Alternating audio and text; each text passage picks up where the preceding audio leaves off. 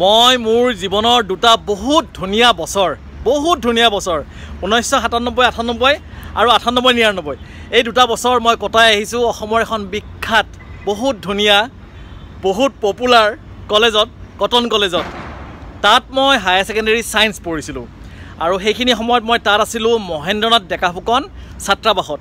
সেই ছাত্ৰাবাসটোক বহুতে DS hostel বুলি জানে ডিএছ মানে ডাবল ষ্টৰী মানে কটনৰ ম্যাক্সিমাম হোষ্টেল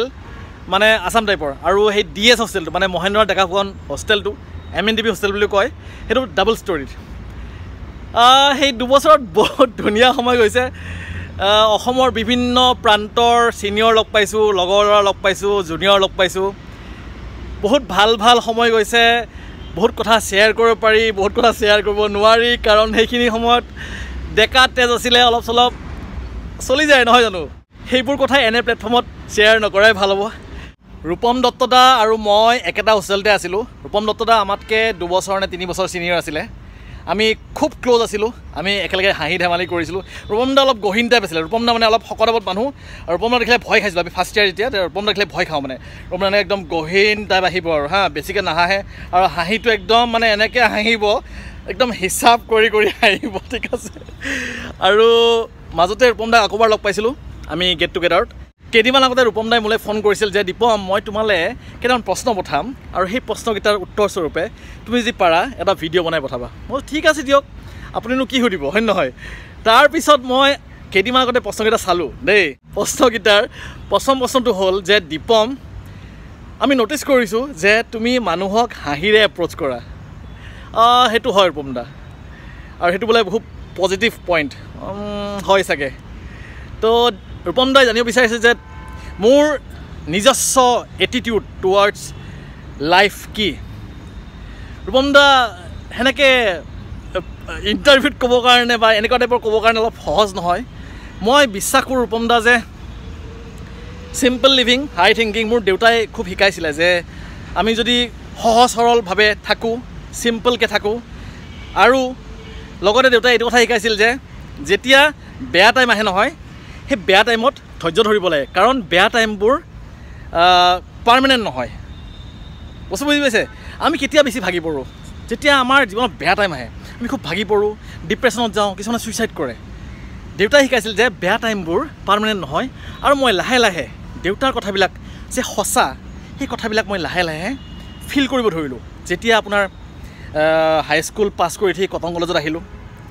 অকলশৰে থাকিব লগা হ'ল তাত ফিল কৰা হ'লোঁ কটনৰ পৰা যেতিয়া মেডিকেলত গ'লোঁ মেডিকেলৰ পৰা বিভিন্ন জেগাত চাকৰি কৰিলোঁ আৰ্মিত গ'লোঁ বাগানত থাকিলোঁ কিবা কিবি আৰু বিভিন্ন ধৰণৰ কথা বিভিন্ন ধৰণৰ অভিজ্ঞতাই মোক শিকাই গ'ল সেইটো এটা মোৰ এপ্ৰ'চ যে মই ভাবোঁ যে বেয়া সময়বোৰ পাৰ্মানেণ্ট নহয়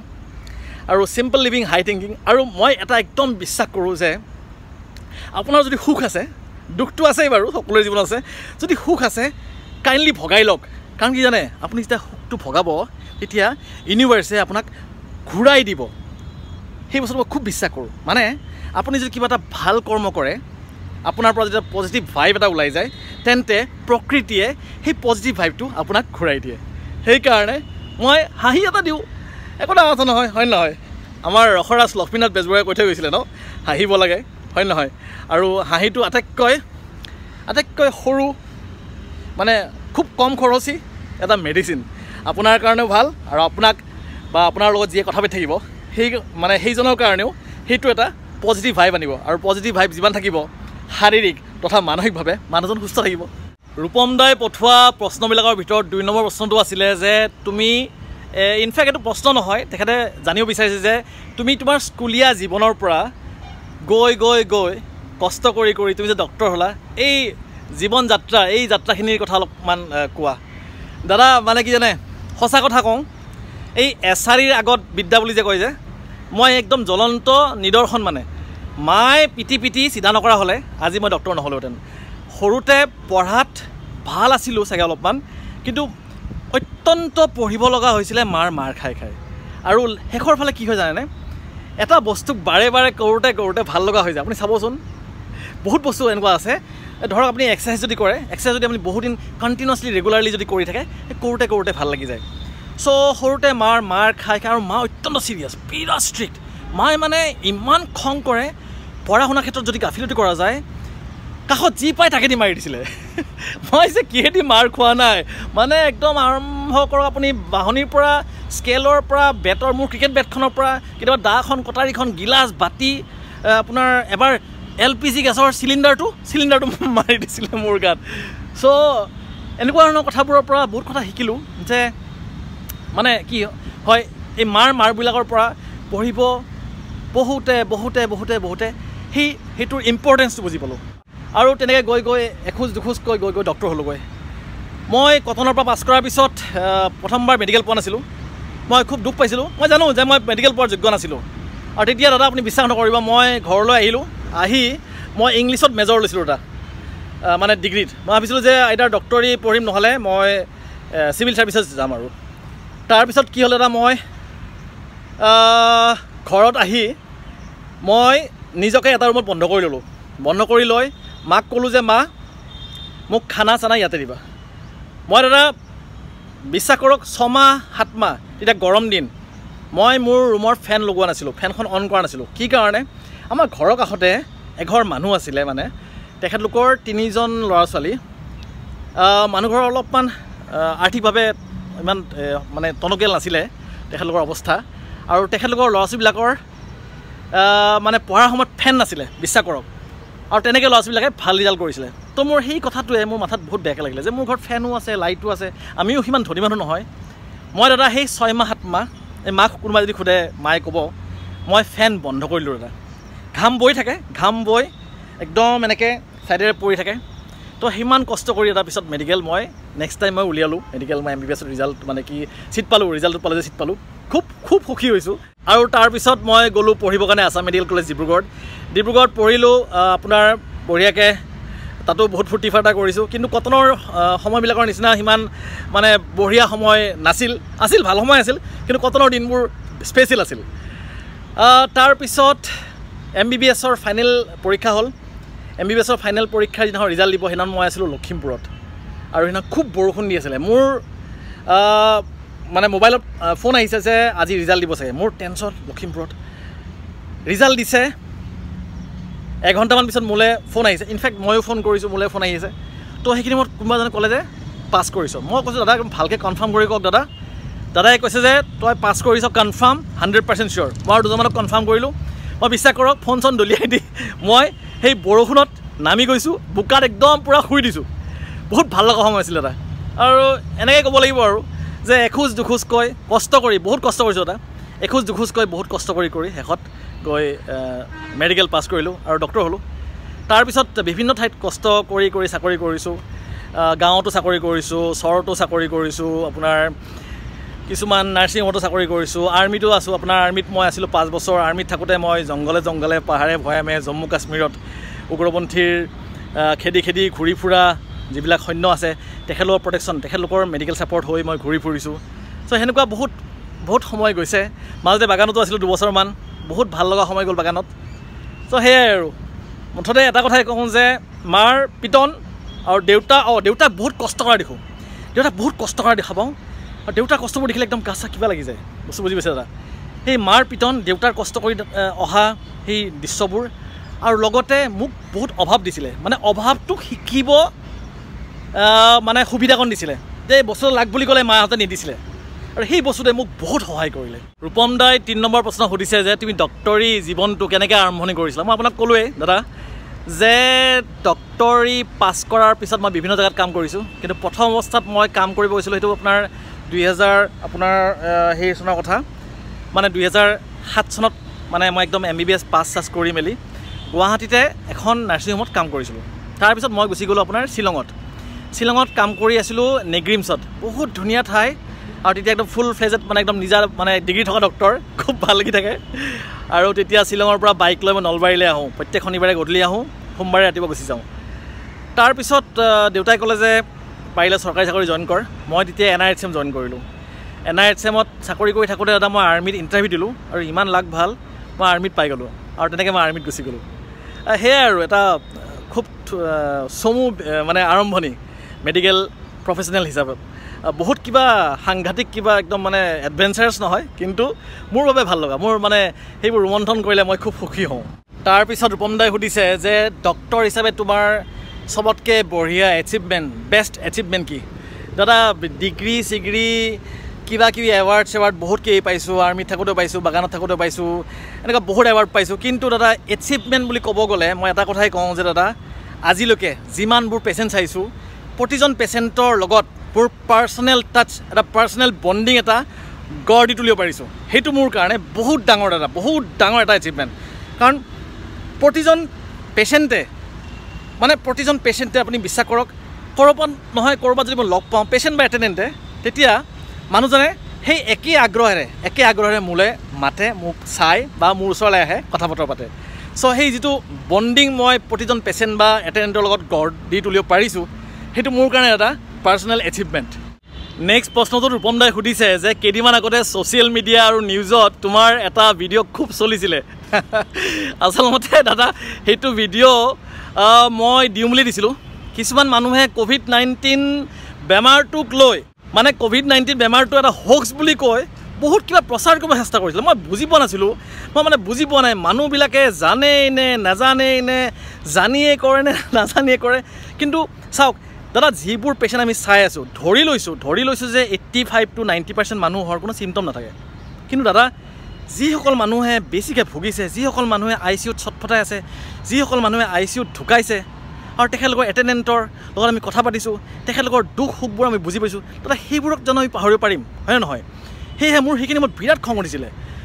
মই কাকো পাৰ্চনেলি এটেক কৰা নাছিলোঁ কিন্তু মই ভাবিছিলোঁ যে অসমীয়া ৰাইজক যিসকল লোকে মানে বিপথে পৰিচালিত কৰিব চেষ্টা কৰিছিলে মই অন্ততঃ অসমীয়া ৰাইজক সহায় কৰিব লাগিব যে আচল কথাটো কি তেখেতলোক জনাব লাগিব সেইকাৰণে মই ভিডিঅ'টো দিছিলোঁ আৰু ভিডিঅ'টো ৰাতাৰাতি ইমান ভাইৰেল হৈ গ'ল প্ৰতিটো নিউজ চেনেলত প্ৰায় 3 দিনমান ধৰি বাজিছে আৰু টোটেল মই সব ভিউজ মিলাইছোঁ এইটো প্ৰায় 50 লাখ 50 লাখতকৈ ওপৰত ভিউজ গৈছে মই ভবা নাছিলোঁ মোৰ উদ্দেশ্যটো বেলেগ আছিলে মই ভাবিছিলোঁ যে আৰু উদ্দেশ্যটো সফল হ'ল যেতিয়া নিউজ চেনেলবিলাকে টিভিত যেতিয়া মানে বজোৱা আৰম্ভ কৰিলে তেতিয়া মোৰ উদ্দেশ্যটো সফল হ'ল কাৰণ ইউটিউব চেনেল হিচাপে কিমান ভিডিঅ' মানে মানুহৰ ৰাইজৰ ওচৰত গৈ পালেহেঁতেন মই নাজানো কিন্তু যেতিয়া নিউজ চেনেলবিলাকে চলোৱা আৰম্ভ কৰিলে তেতিয়া বহুত মানুহে দেখা পালে ৰূপম দাৰ তাৰ পিছৰ প্ৰশ্নটো হ'ল যে দীপম কোভিড ৱাৰিয়ৰ হিচাপে কোভিডৰ লগত তোমাৰ অভিজ্ঞতা কেনেকুৱা দাদা প্ৰথম যেতিয়া কোভিড ওলাইছিল নহয় কোভিডৰ খবৰবিলাক ওলাইছিলে তেতিয়াই আমাৰ এজন বছ আছে আমাৰ এজন head of the department emergency মেডিচিনৰ তেখেতে আমাক কৈছিলে যে তোমালোকে মেক্সিমাম এক্সপ'জাৰ পোৱাৰ চান্স আছে কথাটো হয় কাৰণ আমি যিটো ইমাৰ্জেঞ্চি মেডিচিনত কাম কৰোঁ ইমাৰ্জেঞ্চি ডিপাৰ্টমেণ্ট চ' কাৰোবাৰ যদি কিবা ইমাৰ্জেঞ্চি হয় তেখেতলোক আহিব তেখেতৰ ডাইৰেক্ট কোভিডৰ পৰা হোৱা চিমটমছ থাকক বা তেখেতৰ ভিতৰত কোভিড ভাইৰাছটো আছে আৰু তেখেত কিবা আন কাৰণ আহিছে ধৰক এক্সিডেণ্ট হৈ আহিছে কিবা হৈ আহিছে তো আমাৰ এক্সপ'জাৰ বহুত বেছি হোৱাৰ চান্স থাকিব তো ছাৰে বিভিন্ন কথা আমাক বুজাই দিছিলে আৰু ট্ৰেইনিং কিছুমান দিছিলে যে এনেকৈ আমি সাৱধান হ'ব লাগিব পাছলৈ ছাৰে বিভিন্ন ভাল ইনিচিয়েটিভ ল'লে মই কৈ থ'ব বিচাৰিছোঁ যে আমাৰ যিজন ছাৰ আছে আমাৰ যিজন বছ তেখেতৰ নাম হ'ল ডক্টৰ তামৰিছ কলে sir Asian society of emergency মেডিচিনৰ মানে গোটেই এছিয়াৰ ভিতৰত ইমাৰ্জেঞ্চি মেডিচিনৰ তেখেত হ'ল প্ৰেছিডেণ্ট ৰিচেণ্টলি তেখেত ছিলেক্টেড হৈছে আৰু ছাৰে বিভিন্ন পৰিকল্পনা আৰম্ভ কৰিলে ইভেন ছাৰ বৰ্তমান ভাৰত চৰকাৰৰ ফালৰ পৰা যিমানবিলাক তেখেতলোকৰ COVID-19 কণ্ট্ৰল কৰা বডি আছে সকলো বডিতে ছাৰে অংশগ্ৰহণ কৰি আছে এক্টিভলি আৰু পাছলৈ ছাৰে কি কৰিলে যে এই হস্পিটেলখন যিখন হস্পিটেলত মই কাম কৰি আছোঁ এই হস্পিটেলখনক সম্পূৰ্ণৰূপে কোভিড হস্পিটেললৈ ৰূপান্তৰিত কৰাৰ প্লেন কৰিলে আমাৰ হস্পিটেলৰ যিজন মালিকজন থাকে আপোনাৰ বাহিৰত বিদেশত এই ডুবাইৰ ওচৰত থাকে তেখেতক কথা পাতিলে অনুমোদন হৈ গ'ল ওচৰৰে 4খনমান হস্পিটেল লগ হৈ আমাৰ হস্পিটেলখনক কোভিড হস্পিটেল হিচাপে বনাই দিয়া হ'ল তাত আপোনাৰ ফটককৈ এনেকুৱা নহয় যে বোলে হস্পিটেলখনৰ নামটো দি দিলোঁ কোভিড হস্পিটেল নহয় ইয়াত বহুত কাম থাকে প্ৰায় 20 দিনৰ পৰা 25 দিন দিনে ৰাতিয়ে কাম কৰিছে কমচে কম 50জন মানুহে কাম কৰিছে পেচেণ্ট সোমোৱাৰ ৰাস্তা বেলেগ ওলোৱাৰ ৰাস্তা বেলেগ আমি ডক্টৰ সোমোৱাৰ ৰাস্তা বেলেগ ওলোৱাৰ ৰাস্তা বেলেগ গা ধোৱা ঠাই বেলেগ গা ধোৱা বুলি এইকাৰণে কৈছোঁ দাদা যেতিয়া এজন পেচেণ্ট চাওঁ আমি PPE পিন্ধি আমি ওলাই অহাৰ সময়ত গা ধুব লাগে কাৰণ দাদা যেতিয়া আমি ভিতৰত সোমাওঁ নহয় PPEটো পিন্ধো আৰু ড্ৰেছটো পিন্ধো আপুনি বিশ্বাস কৰিব যেতিয়া পেচেণ্ট চাই আহোঁ এখন দৰ্জা থাকে এইফালে আহি তাত PPE খোলাৰ নিয়ম আছে বেলেগ বস্তু মানে আপোনাৰ গ্লাভছযোৰ বেলেগ ঠাইত পেলাব লাগে মাস্ক বেলেগ পেলাব লাগে টুপিটো বেলেগত পেলাব লাগে চববিলাক বেলেগ বেলেগ ঠাইত পেলাব লাগে আৰু সেইবোৰ কৰি উঠি এই কাপোৰটো খুলি ডিসকাৰ্ড কৰিব লাগিব মানে সেইটো ধুবৰ কাৰণে এক্সট্ৰাকে মানুহ লৈ যাব বস্তু বুজি পালে আৰু লগতে পিপিটো ডিসকাৰ্ড কৰিলোৱে সম্পূৰ্ণ কাপোৰ মানে খুলিলো তাৰপিছত তাতে গা ধুব লাগিব গা ধুবৰ তাত আপোনাৰ চাবোন তাপোন ধুনীয়াকৈ ব্যৱস্থা আছে চাবোন শ্যাম্পু তাৰপিছত গা চা ধুই মেলি নতুন এযোৰ কাপোৰ পিন্ধি ওলাই আহিব লাগিব বেলেগ এটা ৰাস্তাৰে তো ভাবক কিমানখিনি প্লানিং এণ্ড প্ৰগ্ৰেমিং প্ৰয়োজন হৈছিলে চ' মই থুলমূলকৈ অভিজ্ঞতা এটা কথাই কওঁ দাদা আমি খুব চাইণ্টিফিকেলি এপ্ৰ'চ কৰিছিলোঁ কাৰণে আমি ক'ভিডক আমাৰ পৰা দূৰত ৰাখিবলৈ আমি বহুতখিনি সক্ষম হৈছিলোঁ কিন্তু চাওক দুই এটাটো এক্সেপশ্যনেল কেছ থাকিবই চ' আমাৰ লগৰ দুই এজন ইনফেক্টেড হৈছিলে কিন্তু লাকিলি কোনো বেছি চিৰিয়াছ হোৱা নাই এজন আই চি ইউত গৈ পাইছিলে কিন্তু তেখেতো ভালে ভালে ঘূৰি আহিলে তো এফালৰ পৰা ক'ব গ'লে এটা খুব ভাল লগা এটা অভিজ্ঞতা হৈ গ'ল ইনফেক্ট অভিজ্ঞতা চলিয়ে আছে বৰ্তমান আৰু এইটো ক'ভিড-19টো ইমান সোনকালে নাযায় এইটো থাকি যাব এইটো মানে এটা নতুনকৈ এটা শব্দ শুনিছে চাগে নিউ নৰ্মেল মানে আগতে নৰ্মেলটো বেলেগ আছিলে এতিয়া আমাৰ নৰ্মেলটো নিউ নৰ্মেল নতুন নৰ্মেলটো আৰু মই চমুকে এটা কথাই কওঁ যে ক'ভিড-19ৰ লগত যিখিনি কৰিলোঁ যিখিনি শিকিলোঁ যিখিনি ঘটনা দেখিলোঁ এই নাতি নাতিনীক ক'ব কাৰণে দাদা বহুত সাধু কথা জমা হৈ আছে নাতি নাতিনীক মানে এতিয়া মানে হেঁপাহ পলুৱাই সাধু কথা ক'ব পাৰিম এয়াই মোৰ অভিজ্ঞতা ইয়াৰ পিছৰ প্ৰশ্নটো ৰূপম দাই খুব ধুনীয়া এটা প্ৰশ্ন সুধিছে তাৰ আগতে মই কৈ থৈ দিওঁ যে এতিয়া ৰাতি 3:35 সেইকাৰণে মোৰ চকুকেইটা অলপ গাঁতত গৈছে বেয়া নাপাব সময় নাই ৰূপম দাৰ কাৰণে এনেকৈ সময় উলিয়াব লগা হৈছে মই ডিউটিত আছোঁ আৰু ফ্ৰী টাইম পাই মই এতিয়া ৰেকৰ্ড কৰি আছোঁ দাদাই সুধিছে যে তুমি ডক্টৰ হিচাপে কি ভাবা যে ভাৰতৰ স্বাস্থ্য ব্যৱস্থা পাব্লিক হেল্থ বিভাগটো আমি কেনেকৈ মানে আগলৈ নিব পাৰোঁ ৰাইজৰ বেছি লাভ হওক কেনেকৈ তুমি কি ভাবা দাদা মই কোনো ডাঙৰ এক্সপাৰ্ট নহয় খালি জাষ্ট 14 বছৰৰ এক্সপিৰিয়েঞ্চ আছে কিন্তু দাদা মোৰ এক্সপিৰিয়েঞ্চবিলাক এটা ভাল হৈছে কি মই বাগানতো কাম কৰিছোঁ আৰ্মিতো কাম কৰিছোঁ আৰ্মিত কাম কৰে দেশৰ বিভিন্ন ঠাইত কাম কৰিছোঁ একেবাৰে য'ত উগ্ৰপন্থী আছিল তাতো কাম কৰিছোঁ আৰু য'ত ইফালে মৰুভূমি তাতো কাম কৰিছোঁ বৰফতো কাম কৰিছোঁ সমান্তৰালতো কাম কৰিছোঁ বাগানতো কাম কৰিলোঁ তাৰপিছত আপোনাৰ চৰ চাপৰিতো কাম কৰিছোঁ মোকালমৰ ফালে আৰু বৰ্তমান মেট্ৰপলিটান চিটিত আৰু সৰু সুৰা 2-এখন টাউনতো কাম কৰিছোঁ চ' এইবিলাক অভিজ্ঞতাৰ পৰা মই এটা কথাই মানে বিশ্বাস কৰোঁ অনুভৱ কৰোঁ যে যেতিয়ালৈকে দাদা আমি প্ৰতিখন গাঁৱলৈ গৈ প্ৰতিটো চুবুৰীলৈ গৈ প্ৰতিখন ঘৰৰ নঙলা মুখলৈকে গৈ প্ৰতিজন মানুহক যেতিয়ালৈকে আমি স্বাস্থ্য সম্পৰ্কে সচেতন কৰিব নোৱাৰোঁ দাদা তেতিয়ালৈকে চৰকাৰে হাজাৰ পলিচি লওক মানুহবোৰে সেইটো নোৱাৰিব গ্ৰহণ কৰিব কাৰণ আমাৰ ভাৰতৰ জনসংখ্যা এটা বিশাল এটা নম্বৰ হয় নহয় দাদা আৰু তাৰ প্ৰতিজন মানুহৰ মনত এটা বেলেগ বেলেগ চিন্তা প্ৰতিটো মানে গ্ৰুপৰ মাজত এটা বেলেগ অন্ধবিশ্বাস এই সকলোবোৰ অন্ধবিশ্বাস আৰু বেলেগ বেলেগ চিন্তাবোৰ দূৰ কৰিবৰ কাৰণে আমি বিভিন্ন মিডিয়াম বিভিন্ন মাধ্যমৰ সহায় লৈ যেনে ইউটিউব হ'ব পাৰে আপোনাৰ ফেচবুক হ'ব পাৰে হোৱাটছএপ হ'ব পাৰে যিকোনো মাধ্যমৰ সহায় লৈ আমি ৰাইজৰ মাজলৈ যাব লাগিব আৰু স্বাস্থ্য সম্পৰ্কীয় সচেতনতা আনিব চেষ্টা কৰিব লাগিব মই এটা সৰুকৈ এটা নিজাববীয়াকৈ কাম আৰম্ভ কৰিছোঁ কামটোৰ নাম এটা থৈছোঁ দেৱোত্তম বুলি এতিয়া বৰ্তমান এটা ইউটিউব চেনেল চলাই আছোঁ দেৱোত্তম অসম নামৰ দেউতাই দিয়া নাম দেৱোত্তম চ' মই চেষ্টা কৰি আছোঁ যে স্বাস্থ্য সম্পৰ্কীয় সচেতনতা ৰাইজৰ মাজলৈ যাতে লৈ যাব পাৰোঁ আৰু মই জানো মোৰ দৃঢ় বিশ্বাস যে প্ৰতিজন ৰাইজে মানে প্ৰতিগৰাকী নাগৰিকে প্ৰতিজন ৰাইজে যদি স্বাস্থ্য সম্পৰ্কে সচেতন হৈ যায় তেতিয়াহ'লে ভাৰতৰ স্বাস্থ্য ব্যৱস্থা এটা বহুত ওপৰত যাব মইতো মনে প্ৰাণে বিচাৰোঁ যে ভাৰতৰ স্বাস্থ্য ব্যৱস্থা একদম শিখৰত থাকক পৃথিৱীৰ শিখৰত ৰূপম দাৰ নেক্সট প্ৰশ্নটো হ'ল যে ভাৰতে ক'ভিড-19ৰ লগত যেনেকৈ যুঁজি আছে ভাৰত বা অসমে তুমি সেইটো কিমান নম্বৰ দিবা মানে হাউ ডু ইউ ৰেট দাদা নম্বৰ দিব পৰাকৈ মই ইমান এক্সপাৰ্ট নহয় কিন্তু মই এটা কথা ন'টিচ কৰিছোঁ যে মোৰ লগৰ ল'ৰা অষ্ট্ৰেলিয়াতো আছে মোৰ লগৰ ল'ৰা ইটালীতো আছে মোৰ লগৰ ল'ৰা ইউএছতো আছে ইউকেতো আছে লগৰো মানে লগত মানে একেলগে পঢ়া নহয় চিনাকি ডক্টৰ বহুত আছে নহয় মই ইমাৰ্জেঞ্চি মেডিচিনৰ তো ইমাৰ্জেঞ্চি মেডিচিনৰ এটা ভাষ্ট ফেমিলি আৰু আমি কনফাৰেঞ্চবিলাক কৰি আছোঁ ৱেবিনাৰবিলাক এটেণ্ড কৰি আছোঁ গম পাই আছোঁ বাকীবোৰ দেশত দাদা ভেৰি ফাষ্ট স্প্ৰেড হৈছে বস্তু বুজি পালে আমাৰ ভাৰতত সেই স্প্ৰেডটো আমি ডমিনেট কৰিব পাৰিছোঁ আমাৰ ভাৰতৰ জনসংখ্যা মই অলপতে কৈছোঁৱেই বহুত বেছি আৰু সেই জনসংখ্যাৰ মাজত কিবা যদি সোমাই গ'লহেঁতেন প্ৰথম অৱস্থাত তেতিয়াহ'লে হেল্থ ছেক্টৰত আমি পাত্তাই নাপালোহেঁতেন আমি নোৱাৰিলোহেঁতেন পেচেণ্ট কণ্ট্ৰল কৰিবৰ কাৰণে সেইকাৰণে দাদা এটা ছিষ্টেম এটা আছে একচুৱেলি ষ্টেটিষ্টিকেলি বহুত ক'বলৈ গ'লে একদম এইটো এঘণ্টামানৰ হৈ যাব লেকচাৰটো আমি মানে কওঁ যে এই এডাল কাৰ্ভ থাকে আৰু এডাল লাইন থাকে ঠিক আছে তো সেই লাইনডাল কোৱা হয় যে ৰেজ দ্য লাইন সেই লাইনটো মানে হ'ল আমাৰ ধৰি লওক গোটেই ভাৰতত 100খন বেড আছে তো আমি সেই 100খন বেডৰ পৰা 200খন বেড বনাম বা 120খন বেড বনাম বা ডক্টৰ যদি 100জন আছে 100জন তো সেই স্বাস্থ্য লগত জড়িত সুবিধাসমূহ বঢ়োৱাটোকে কোৱা হয় ৰেজ দ্য লাইন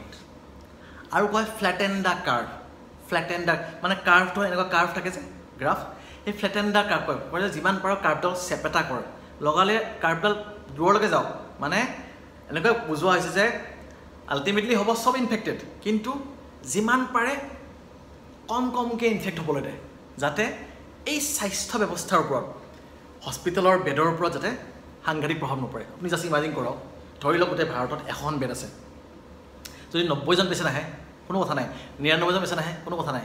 100জন পেচেণ্ট আহিলেও দিগদাৰ হৈ যাব কাৰণ 100জন পেচেণ্ট অহাৰ লগে লগে নেক্সট 101 নম্বৰজন পেচেণ্ট আহিলে আমি ক'ত ভৰ্তি কৰাম বস্তু বুজি পাইছে দাদা চ' সেয়ে মই ভাবোঁ যে এতিয়ালৈকে যিখিনি হৈ আছে একদম এক্সিলেণ্ট হৈ আছে আৰু মোৰ বিশ্বাস অতি সোনকালে আমি এই চিটুৱেশ্যনটোৰ ওপৰত ভালকৈ কাবু কৰিব পাৰিম ইয়াৰ পিছত ৰূপমদাই যিটো কথা সুধিছে সেইটো আচলতে দাদাই মোক একদম নষ্টালজিক কৰি দিলে দাদাই কৈছে যে তুমি এসময়ত ভাল কমেডি কৰিছিলা কটনত থাকোঁতে হয় মই কটনত থাকোঁতে বেষ্ট কমেডিয়ান আছিলোঁ বেষ্ট কমেডিয়ান এৱাৰ্ড পাইছিলোঁ 97-98 বেটছৰ আই থিংক তেতিয়া মই higher secondary first year science চ' দাদাই কৈছে তোমাৰ কিবা মেমৰেবল ইভেণ্ট আছে নেকি মেমৰেবল ইভেণ্ট মোৰ এটাই ভাল লাগে যে সেই নাটকখন যিখন নাটক কৰিছিলোঁ আমি সেই নাটকখনত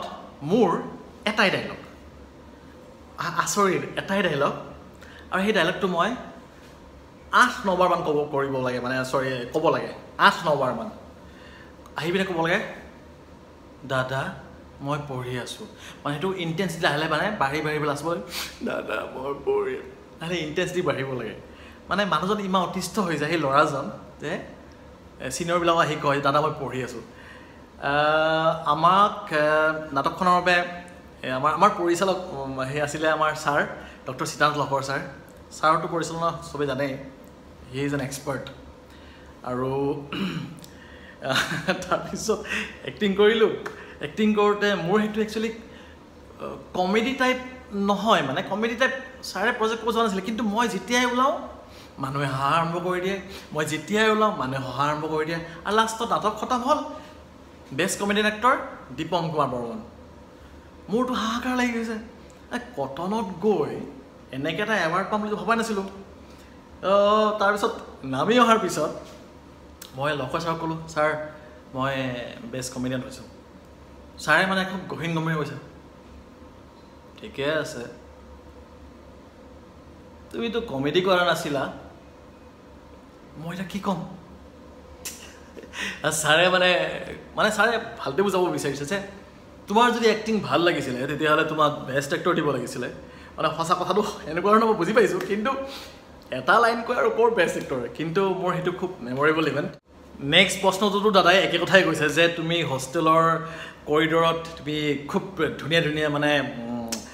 জোকছ কৈছিলা বা ফটককৈ তুমি বনাই কিবা হাঁহি উঠা কথা কৈছিলা তুমি ছিনিয়ৰৰ লগত খুব ধুনীয়াকৈ মানে মিলি থাকিছিলা আমাৰ লগত চ' তেতিয়া আৰু এতিয়াৰ জেনেৰেশ্যনৰ মাজত কি পাৰ্থক্য দেখা পোৱা মই কিবা এটা কৈ দিম ইয়াং জেনেৰেশ্যনে বেয়া হ'ব নোকোৱাই ভাল নেকি তথাপিও কৈ দিলোঁ আৰু আমাৰ সময়ত মই যিটো একদম ফিল কৰোঁ দেই মই যিটো ফিল কৰোঁ আমাৰ সময়ত আমি ছিনিয়ৰক খুব মানিছিলোঁ আমি ছিনিয়ৰৰ আগত একদম মানে ভয় বুলি নহয় কিন্তু সন্মান কৰিছিলোঁ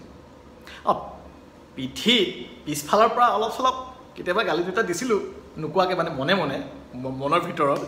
কিন্তু সন্মান কৰিছিলোঁ সঁচাকৈ ভিতৰৰ পৰা অন্তৰৰ পৰা কিন্তু এতিয়া মোৰ এনেকুৱা লাগে অলপমান সেই সন্মানৰ পৰিমাণটো অলপ কমি আহিছে নেকি ফটকে গালি গালাজ কৰা ফটকে বেয়াকৈ কৈ দিয়া মই নটিচ কৰিছোঁ এই ছ'চিয়েল মিডিয়াত ডাঙৰ সৰু নামানা কিবা এটা পলিটিকেল ইছ্যু ওলাল একদম বেয়া গালি দিব পাৰে মানুহ চ' মই বেছিকেলি ইমান নিগেটিভ কথা নকওঁ ছ'চিয়েল মিডিয়াতো নকওঁ কিন্তু মই আপুনি যিহেতু সুধিলে দাদা মই এইটো বস্তু বিশ্বাস কৰোঁ যে আজিকালি অলপ সেই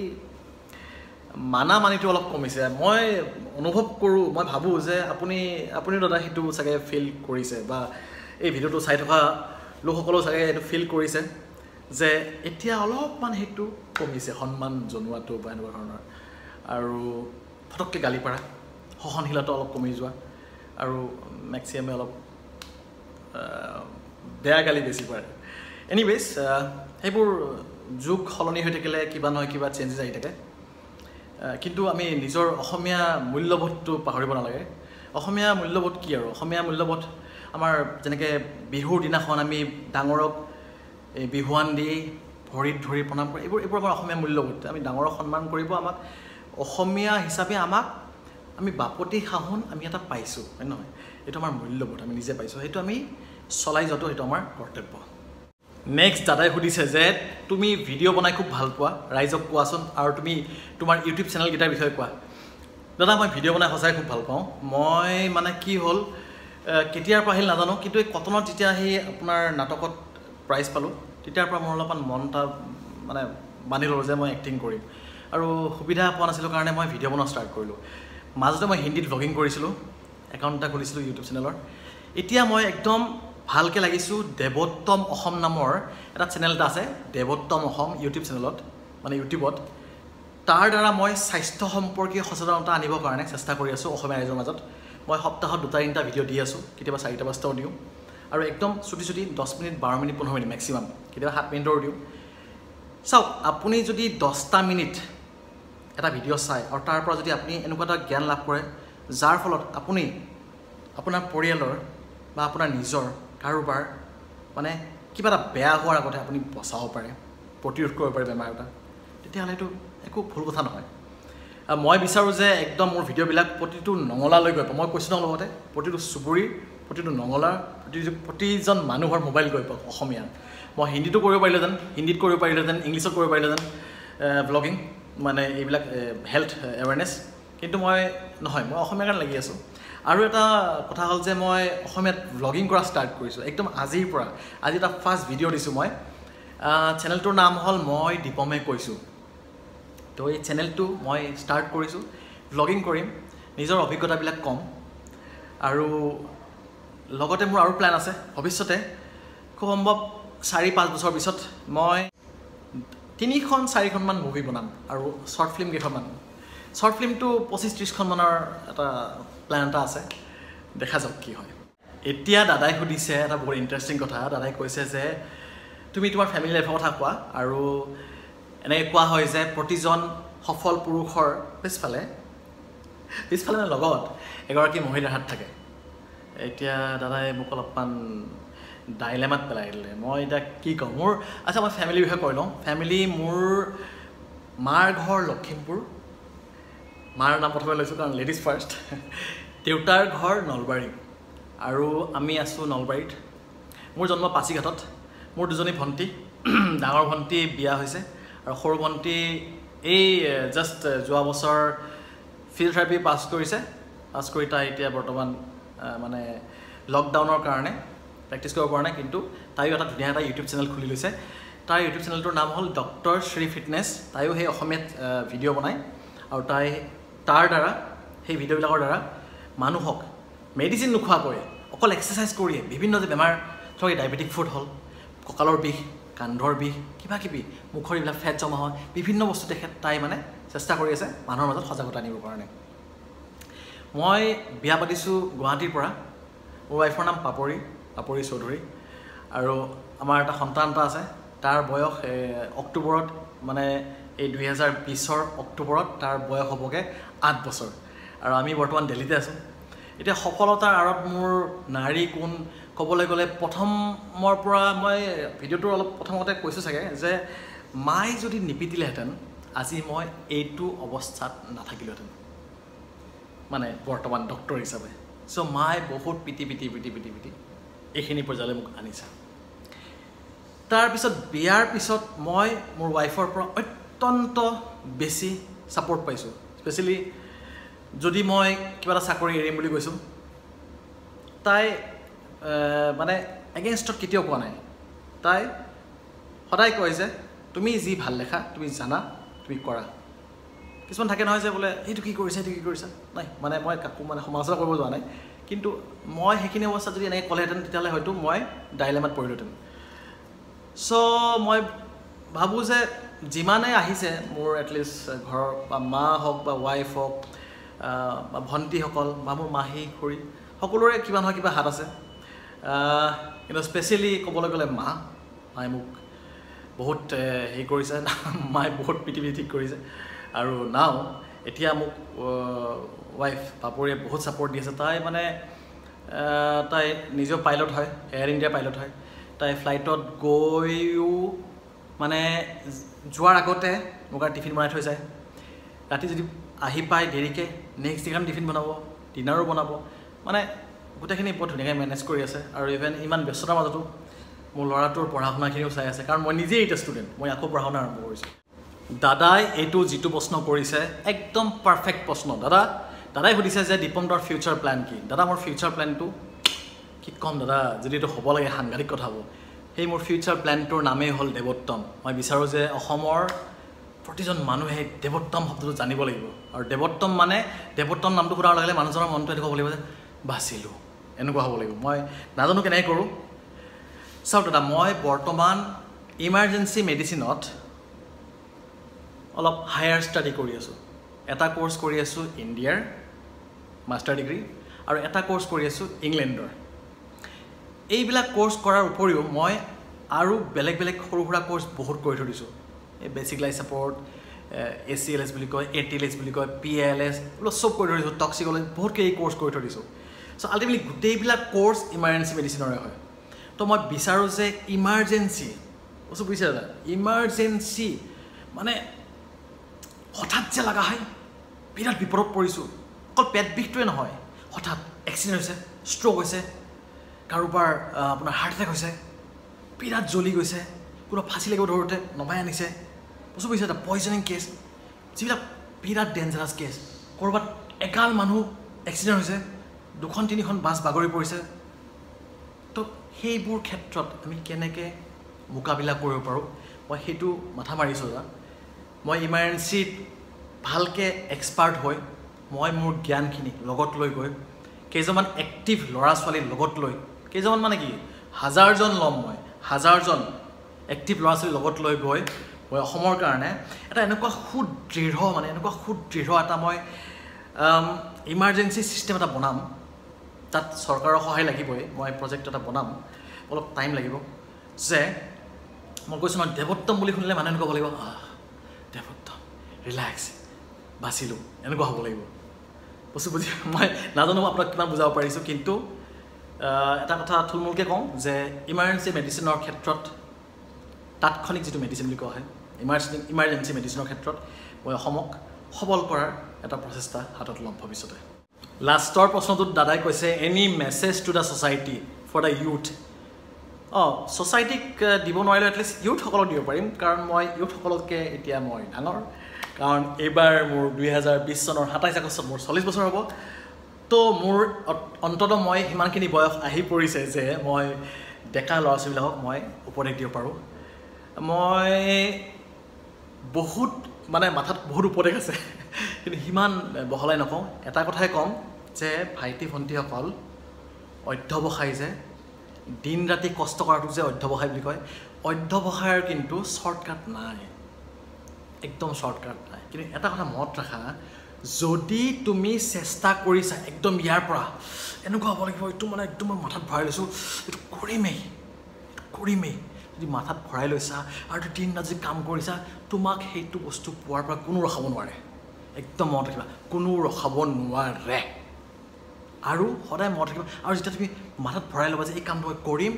সদায় মনত ৰাখিবা যে এই কামটো কৰাৰ ফলত মোৰ মা দেউতা সুখী হ'ব মোৰ আপোনজন সুখী হ'ব মোৰ গাৰ্লফ্ৰেণ্ড মোৰ বয়ফ্ৰেণ্ড বা মোৰ ৱাইফ মোৰ হাজবেণ্ড সুখী হ'ব এই কথাটো মাথাত ভৰাই ল'বা তেতিয়া কামটো কৰাত সফল হ'বা আৰু কি হ'ব ৰাস্তাটো অলপমান চাফা মানে ৰাস্তাটো কি হয় সহজ হৈ পৰিব আৰু 2 নম্বৰতে ক'ব বিচাৰোঁ যে এটা কথা সদায় মনত ৰাখিবা আমি এতিয়া জন্ম হওঁ নহয় মই বিশ্বাস কৰোঁ দেই আমি এতিয়া জন্ম হওঁ আমাক ভগৱানে দুটা টোপোলা দি পঠায় এটা সুখৰ এটা দুখৰ ঠিক আছে সমানে দিয়ে তোমাক যিমান দিছে মোকো সিমান দিছে সুখৰ আৰু দুখৰ এই কথাটো হ'ল তুমি কেতিয়া কোনখিনি খোৱা যদি সুখৰ টোপোলাটো যদি প্ৰথম ভাগতে লাইফৰ জীৱনৰ প্ৰথম ভাগতে যদি সুখৰ টোপোলাটো খাই শেষ কৰি দিয়া মানে কি সুখৰ টোপোলা খাই মানে কি ঘূৰিছা ফুৰিছা কেপি খাইছা শিখৰ খাইছা একদম আড্ডা মাৰিছা চিনেমা খাইছা এইফালে মানে কাৰোবাক চাব গৈছোঁ ছোৱালী জোকাব গৈছোঁ নদীৰ পাৰত বহিছোঁ একদম গান গাইছোঁ কিবা কৰিছোঁ হা পাৰ্টি কৰিছোঁ পিকনিক কৰিছোঁ যদি সেনেকৈ যদি সুখখিনি খাই খতম কৰি দিয়া বিশ্বাস কৰা সুখ নাবাচিব পাছলৈ সেই দুখখিনি বাচিব ওৰে জীৱন দুখ খাব লাগিব এতিয়া তুমি ডিচাইড কৰা তুমি দুখখিনি আগতে ল'বা নে সুখখিনি আগতে ল'বা এতিয়া দুখখিনি যদি আগতে খোৱা বুলি কওঁ আমি যে দুখ খাব কোনে আগতে খাব এই দুখটো যে আছে এটা আচলতে দুখেই নহয় এইটো কষ্টটো পৰে যদি প্ৰথম অৱস্থাত যদি কষ্ট কৰা বোলে মই বহুত কষ্ট কৰিম বোলে আৰ্মিত চাকৰি ল'ম ধৰি এটা উদাহৰণ আৰ্মিত চাকৰি ল'ম সদায় ৰানিং কৰিব গৈছা ৰাতিপুৱা গৈছা 4টাতে উঠি ভগৱানে চাই দিব ওপৰৰ পৰা ভগৱান মানে কি নেচাৰ প্ৰকৃতি দেখিব যে তুমি কষ্ট কৰি আছা তোমাৰ পৰা ভাইব ওলাব বুজিছা চ' তুমি যেতিয়া সেই দুখখিনি কষ্টখিনি আগতে খাই ল'বা তাৰপিছত ভগৱানে নিজে বা প্ৰকৃতি বুলিয়ে কৈছোঁ ধৰা নিজে তোমাক এই দুখখিনি খতম হৈ গ'ল সেই সুখখিনি তোমাক দিছিলে অলৰেডি তোমাৰ এতিয়া খাবলৈ কি থাকিল সুখ ওৰে জীৱন তুমি সুখ খাব পাৰিবা চ' মই সেই দুটা আইডিয়লজি মই ফ'ল' কৰোঁ আৰু মই বিচাৰোঁ যে তোমালোকক ফ'ল' কৰা ৰূপম দা থেংক ইউ ভেৰি মাছ মই আচলতে দাদা আপুনি অনুৰোধ কৰা বুলিহে কৈছোঁ মই কোনো ডাঙৰ বিশেষ ব্যক্তি নহয় কথা পাতিব নাজানিছিলোঁ আগতে আপোনালোকে মনত আছে চাগে প্ৰথম অৱস্থাত আহোঁতে কথা পাতিব নাজানিছিলোঁ পিছত কটনত ফাৰ্ষ্ট ইয়েৰত জানো কিমান কি শিকিলোঁ আৰু ইমান অভিজ্ঞতা হ'ল কথা পাতিব পৰা হ'লোঁ জনা হ'লোঁ মানুহৰ লগত কেনেকৈ ডিছকাছ কৰিবলৈ জনা হ'লোঁ চ' দাদা ধন্যবাদ আপুনি মোক এইটো প্লেটফৰ্ম দিছে আৰু আপোনাৰ লগত জড়িত এই ৱেবছাইটৰ লগত জড়িত সকলো ব্যক্তিক সকলো দাদা বাইদেউ ভাইটি ভণ্টি সকলোকে মোৰ সশ্ৰদ্ধ প্ৰণাম ধন্যবাদ জয় অসম